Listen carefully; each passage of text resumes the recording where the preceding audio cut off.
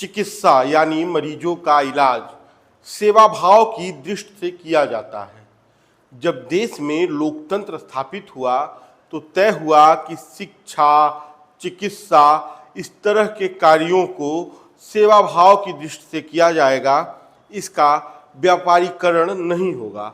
लेकिन समय के साथ साथ जिस तरह से शिक्षा और चिकित्सा को व्यापार के क्षेत्र में एक बढ़िया उद्यम देखा जा रहा है और उसकी वजह से जिस तरह से आम लोगों का शोषण हो रहा है, वह देखकर यह लगता है कि मानवता एकदम खत्म हो गई है। नमस्कार, बेधड़क खबर देख रहे हैं आप और मैं हूं आपके साथ शशांक।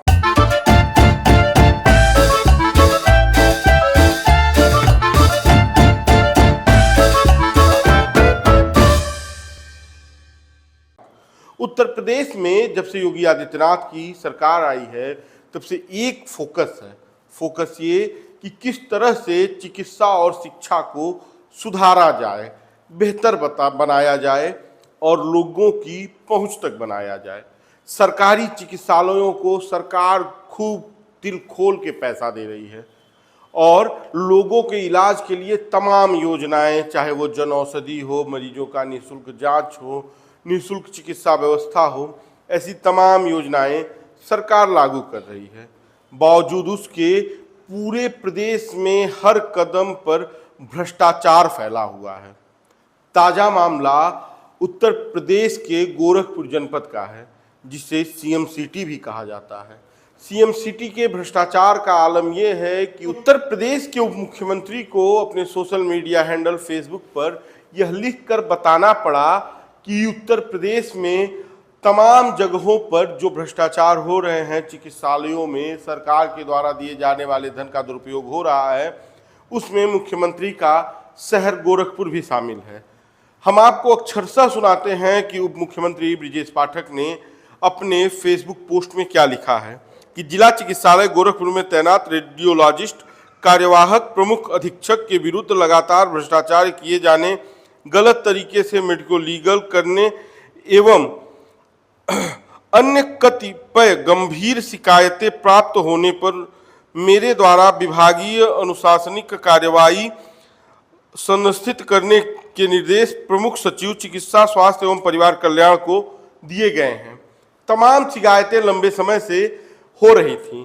शिकायतें ये कि गोरखपुर जिला चिकित्सालय के प्रमुख अधीक्षक डॉक्टर राजेंद्र ठाकुर अपने पद का दुरुपयोग कर रहे हैं। दुरुपयोग करके वो धनुगाही कर रहे हैं। धनुगाही के माध्यम से जो जिला अस्पताल को बेहतर बनाने के लिए धन दिया जा रहा है, उसका बंदरबाट कर रहे हैं, खूब लूटपाट कर रहे हैं और उसकी वजह से जिला चिकित्सालय में जिन सामानों की आवश्यकता है, जिन दवाइयों की आवश्यकता है, वो नहीं उपलब्ध हैं और जिनकी आवश्यकता नहीं है वो एकदम थर्ड क्वालिटी का खरीद कर और सिर्फ भंडारण किया जा रहा है दिखाने के लिए।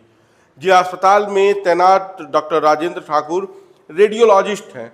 रेडियोलॉजिस्ट होने की वजह से उन्हें मेडिको लीगल रिपोर्ट बनाने की अनुमति है और वो उस मेडिकल रिपोर्ट में धांधली करते हैं, जिसकी पहले एक वीडियो हमने बनाई थी और उसमें हमने बताया था कि किस तरह से निर्दोष लोगों के खिलाफ जाकर पैसे लेकर वो जो लोग कम घायल हैं, जिन्हें चोट कम है, उनकी हड्डियां टूटा दिखा देते हैं, सर फटा दिखा देते हैं और उसके बाद उसके लिए मोटी रकम लेते हैं और निर्दोष व्यक्ति उस चीज की सजा पाता है, उस अपराध की सजा पाता है जिस अपराध को उसने किया ही नहीं है। ये हाल गोरखपुर जिला चिकित्सालय का है, जो मुख्यमंत्री के शहर का है। इस पर लंबे समय से तमाम शिकायतें चल रही थीं, लेकिन राजेंद्र ठाकुर का रसूख ऐसा था कि वो यहाँ से लखनऊ तक लूट के पैसे के बल पर अपने सारे शिकायतों को दबा लेते थे। खैर, ये सब चल ही रहा था कि सरकार ने जिला अस्पताल को बेहतर करने के लिए एक बड़े धन का आवंटन किया, लगभग 2 करोड़ रुपए का, और इस धन का दुरुपयोग डॉक्टर राजेंद्र ठाकुर और उनके सिपह सलाहकारों ने ऐसा किया कि जनता को जिस चीज की आवश्यकता थी उसकी कोई खरीदारी नहीं हुई। इस पूरे 2 करोड़ को इस तरह से पानी में बहाया गया कि जनता की आवश्यकता की चीजें उन्हें नहीं मिल पाई। हमारे पास एक छोटी सी सूची है। जैम पोर्टल के माध्यम से सरकार के द्वारा दिए गए निर्देशों की एकदम अवहेलना कर डॉक्टर राजेंद्र ठाकुर और इनके सिपा सलाहकारों ने खरीदारी की। अस्पताल में जो बेड सही सलामत थे उन्हें कंडम दिखाकर डॉक्टर राजेंद्र ठाकुर की टीम ने और डॉक्टर राजेंद्र ठाकुर ने बेड की खरीदारी की। बेड की खरीदारी उन्होंने 100 की।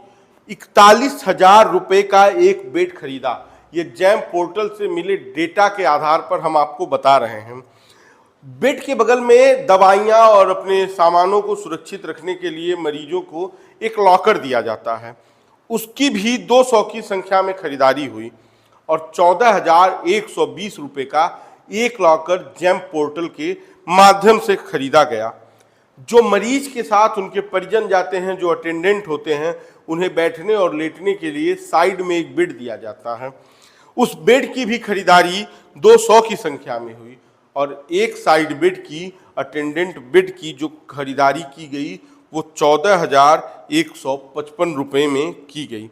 अब आप सोचिए कि लॉकर और साइड बेड में सिर्फ और सिर्फ 25 से 35 रुपए का फर्क है। आप सोचिए कि किस तरह का भ्रष्टाचार हो रहा है। ये सारे सामान इतने ही नहीं हैं, लिस्ट बड़ी लंबी है और डॉक्टर राजेंद्र ठाकुर के शिकायतों की भी बहुत लंबी फहरिस्त है।